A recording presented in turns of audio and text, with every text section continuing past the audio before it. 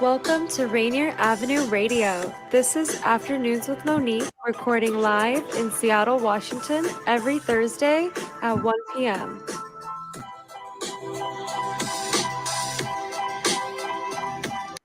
Good afternoon, Seattle. You're on Rainier Avenue Radio, and this is Monique Lee, your host. Today, this month, May is Asian Heritage Month. And while we're waiting for Tara to join us, she's a senior at a local high school, Nathan Hale, and she will be joining us in a little bit to share with us her experience with the Miss Washington USA pageant. She recently won the being placed a semi-finalist for Miss Washington Teen USA 2022.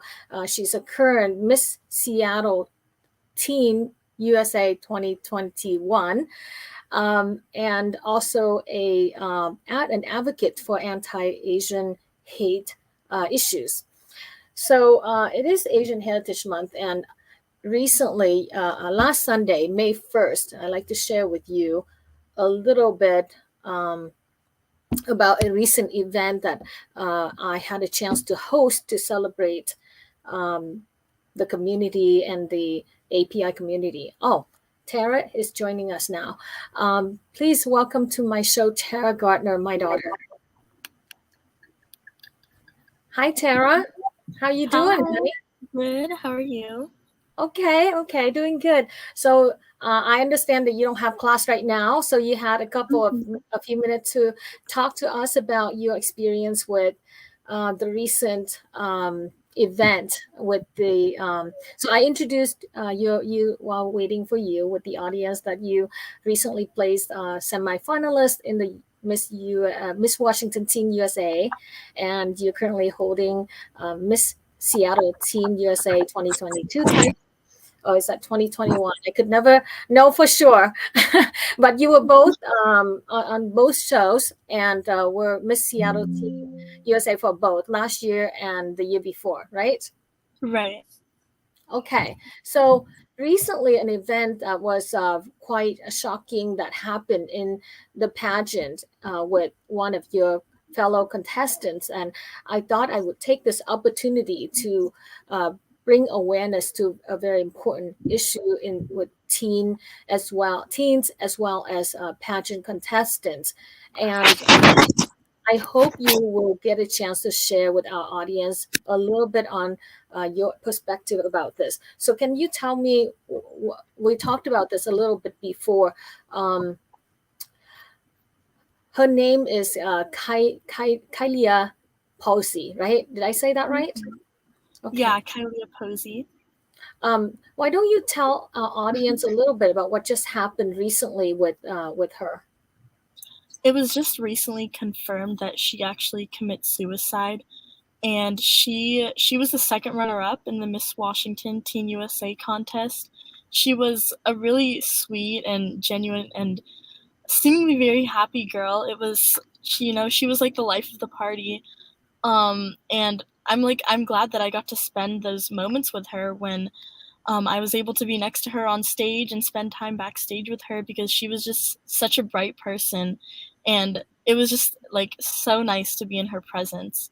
There's me standing next to her on stage. Okay. So for those of you who don't have video, Dan, our producer, just pulled up a picture of Kylia Posey on stage competing in the Miss Washington Teen USA 2022 recently in February. And Tara was also on stage, and along with all the other contestants. And what is interesting is, I saw her, and she was placed second runner-up for the Miss Teen. What a bright young lady. She was 15 years old at the time. Recently celebrated her birthday for her 16th birthday and a prom. And she's been on Toddler and Tiara, a popular TV show. and from the young age of 3 years old. So I'm just sharing with our audience a little background on Kalia, and such a bright young star, that I was very surprised. So I asked you, Tara, to explain, to look things up also, but to share with our audience about what you know. Why do you think, the teens that some of the kids that and here around Seattle, even before Kalia, why would they do something like this? What do you think, Tara? I don't think that there's, a clear answer for why so many teens and young adults commit suicide, but I think there are a few like deep root causes that persist among a lot of these people who commit suicide, some of them being things like dysfunctional families or drug and alcohol abuse, grieving, just dealing with mental illnesses. And I think that what we need to do is just to acknowledge that these things are happening and to be there for the people when they're struggling with things like this, because you never know how it can turn out. Well, as parents, sometimes, we're working and you guys going to school, you spend more time with your peers sometimes than with us, the parents. And those relationships seem to affect your life greatly. What do you think as parents? What can we as parents do? And, what can we be aware of to help you? What do you think?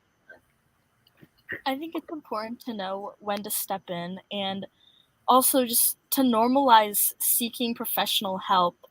A lot of parents might think that, their children don't need to seek help because they don't understand what they're going through. So I think it's just important to, normalize that it's okay to seek help and to go to therapy, to have someone to talk to, to help you get through these things.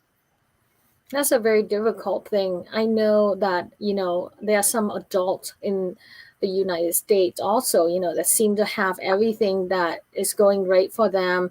We have Robin Williams, we have Anthony Bourdain, who committed suicide recently, and it just baffled a lot of people. Why would, someone that have everything going for them, talent, support, love from family and audiences, why would they do that? And I think last year, right before the competition, the Miss Washington USA 2022, there was a Miss USA a few years ago. What was the year? Do you remember? I think it was 2019. Chesley Christ.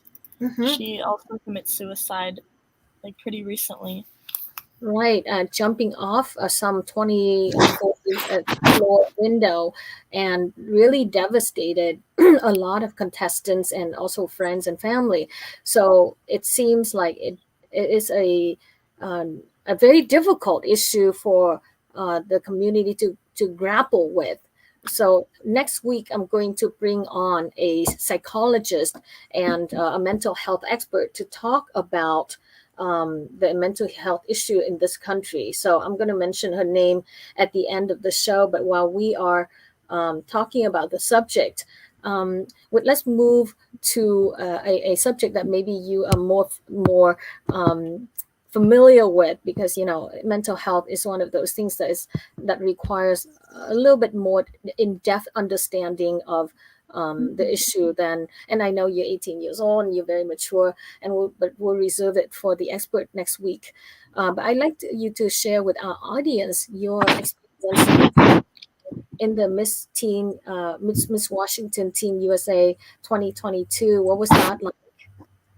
So competing for 2 years, I definitely learned a lot and was able to grow from this experience. I think that my perspective on a lot of things changed. I now understand that when you want something really bad, it's not going to come easy to you. You need to work hard for it and put in the effort and take the time and dedication to go through with it. So I definitely learned a lot. I met a ton of new girls, and I was able to create a lot of long-lasting friendships through this pageant. So I definitely benefited a lot from it. But I think the most important thing that I learned from it was just was just too was that my hard work was able to pay off. When I placed in the semifinalist groups, I realized then that I'd worked really hard for this, and everything, all those nights that I spent staying up late and the coaches that I hired and all the work that I did, it finally paid off. So that was what I think I benefited the most from.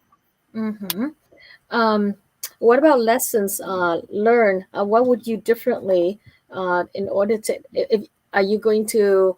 Are you planning to compete in the future? And if you do, what will you do differently? How can you learn from your past experiences? Yeah, so I do plan to compete in the future. Probably not anytime soon, just because college and school, I want to focus on that right now. But definitely, I think it's important to manage my time better. Time management with school and pageantry can be really difficult sometimes, especially when this year the pageant was actually right after finals week. Right. So it was definitely difficult to space out my time then. But I think what I've learned for when I compete again is just to be more organized and, create a schedule so that I don't get too disrupted and disorganized with my time, and I can space out things so that I'm able to get everything done when I need to get it done. Well, you're going to college this year, so you've been accepted to a couple of colleges. Are you looking forward to attending college? Have you picked your major? Yeah, so I just decided that I'm going to be attending the University of Washington, and I haven't decided my major, but I think I'm going to get into either law or economics. Those are just two things that I'm really interested in right now. Okay, that's good.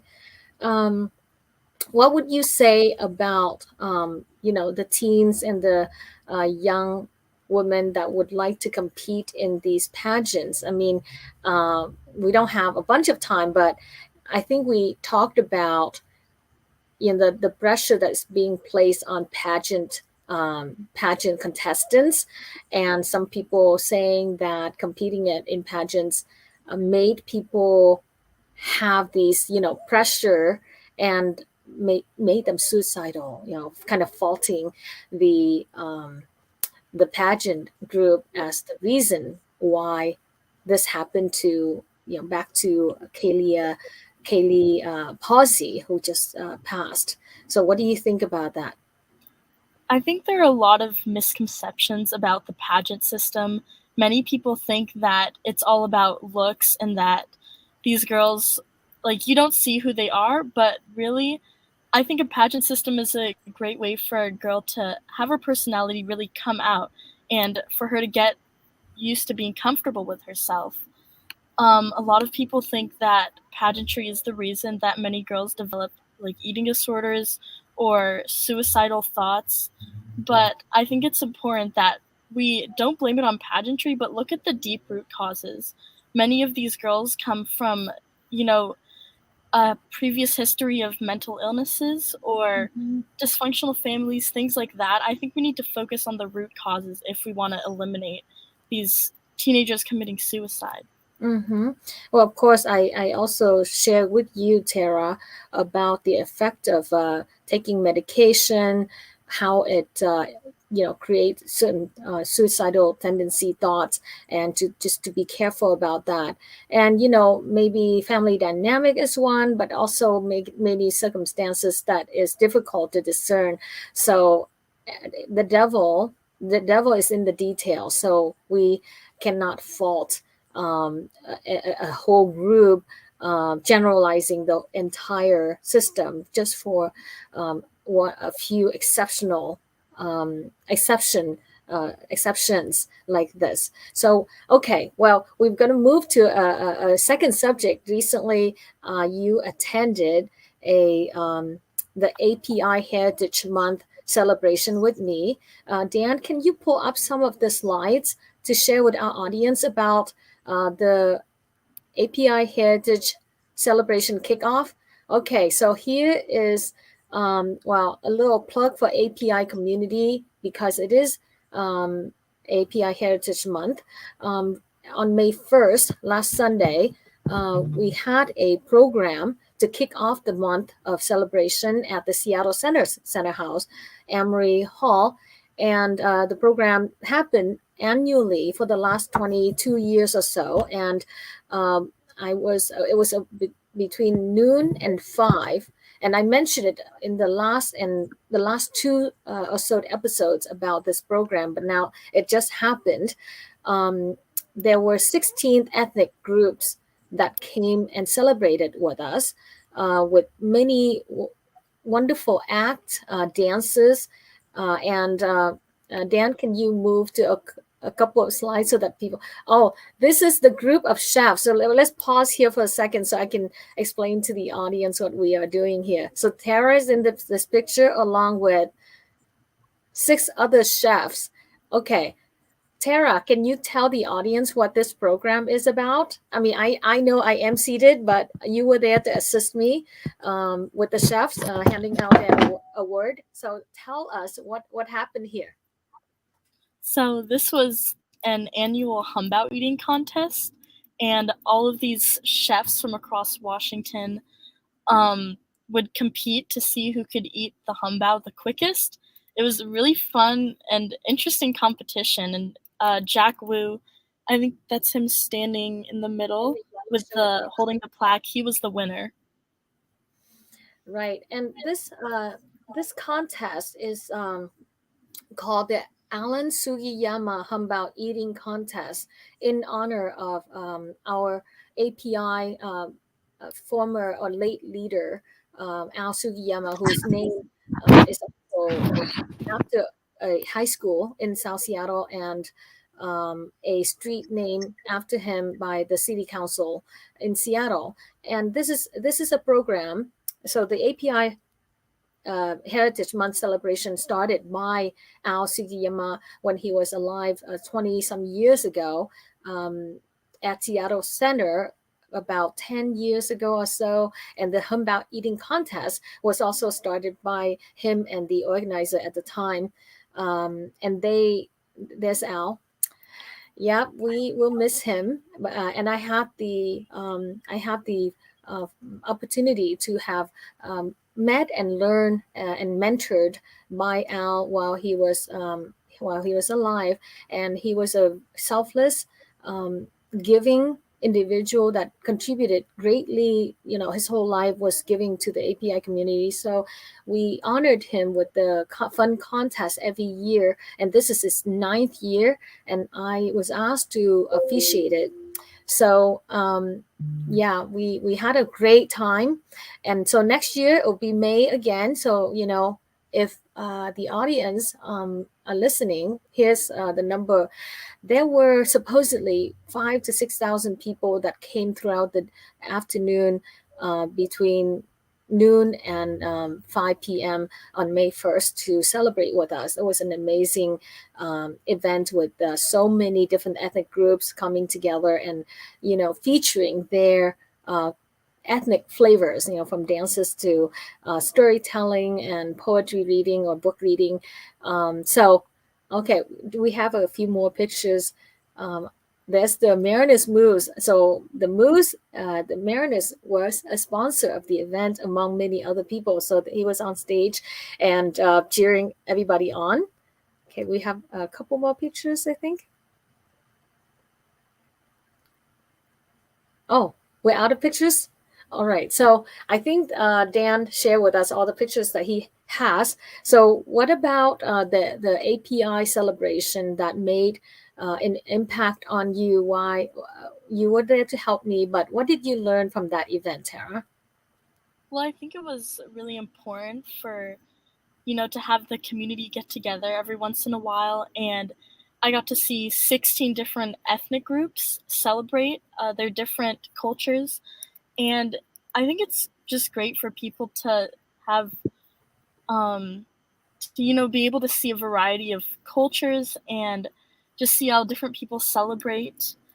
I think it's important that we're accepting of other cultures too, and that's definitely something that I was taught growing up from you, is to just be accepting of others. So when I get to go to events like this, I think it really brings that out of people.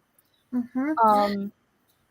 I was surrounded by like so many interesting people too. I met a lot of people, and it was just a really joyful environment. There was a lot of food, music playing, people chatting. It was just a really good experience overall. Okay. Let's not forget about the AAPI hate issue and the violence against the AAPI community that was mentioned several times during the program by different speakers.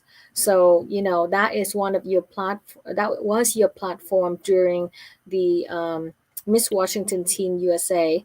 And that's why I wanted you to come and participate in that program, because I want to see, and hear how the community came together and what are some of the issues that were affected our community. So I hope you also learn from that. Yeah, Okay. I think it was important for me as an Asian American to attend this event because, I got to be surrounded by my Asian family and friends, and just really bring out a new perspective for me to see all the different Asian cultures. I think it's important for everyone to, have access to these kinds of things every once in a while too. Mm-hmm. All right. Well, our time is almost over. And so I want to thank you for, sharing with us your perspective. I know that you have a very busy schedule coming up. You just finished a big test right before the interview. Yeah. So, and Tara, you've been very busy with the pageant, with your schoolwork, with all the different activities that you've been doing. So I thank you for taking the time and coming and joining Afternoons with Monique. Okay, well, you have a great afternoon. Next week we will have Dr. Karen Schnecker, PhD. She is a mental health and criminology specialist, also a professor, to come on our show and address the issue that we just mentioned. Thank you so much for coming on our show, and thank you everybody for tuning in on Afternoons with Monique. Have a great afternoon.